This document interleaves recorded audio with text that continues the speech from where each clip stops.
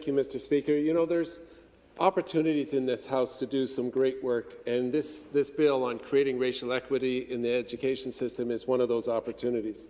And in speaking to this bill, I want to acknowledge my own privilege as a white male. But I also want to state that uncategorically that creating racial equity is the responsibility of all of us. And I want to thank the member from Kitchener Centre. I read her PhD thesis, which was on creating racial equity last night. Well, not the whole thing, but I read quite a bit of it. And, you know, we're so fortunate to have her expertise in developing this bill that's before the House today. And this bill, I honestly believe that members of this House are willing to do the work that is necessary to eliminate racism in Ontario.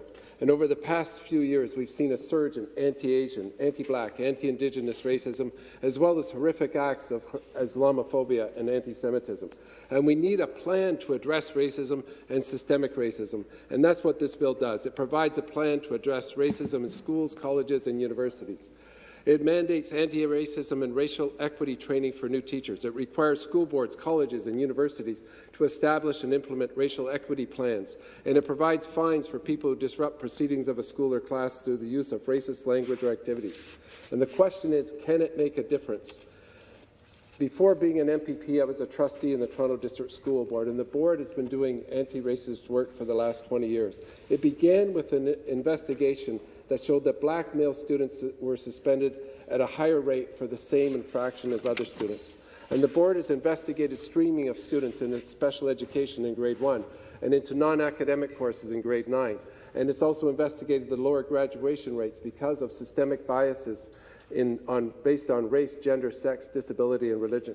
I spoke with Executive Superintendent Jim Spiropoulos earlier today, and he talked about the importance of collecting race-based statistics because you need the data to identify the problem if you're going to address it.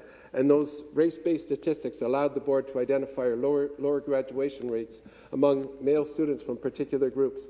And this meant that the board was not serving those students well enough. They worked with community members to develop plans, and the graduation rates among one group of boys increased from 60% to 80%. And this is a truly life-transforming success story, and it's the kind of life-transforming success story that's possible if the government not only passes this legislation, but implements it. And the ultimate outcome will be what the member from Kitchener Centre has described as a step towards creating an anti-racist Ontario that's built on love, hope, and compassion. So I encourage all members to vote and support this bill.